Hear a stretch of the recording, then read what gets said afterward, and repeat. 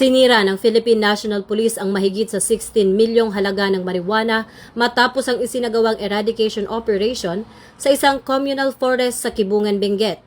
Sa operasyon, nabunot at sinunog ng mga otoridad ang 8,350 fully grown marijuana plants at nasa 120 kilo ng pinatuyong marijuana mula sa 4 na plantation sites.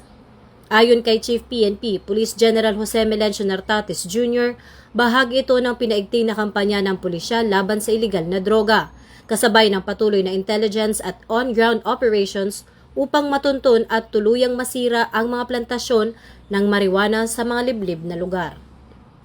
Mula rito sa Campo Crame, ako po si Patrol Woman Sari Bernales, nagbabalita para sa Police News Network. At ito ang bagong PNP para sa bagong Pilipinas, serbisyong mabilis, tapat at nararamdaman.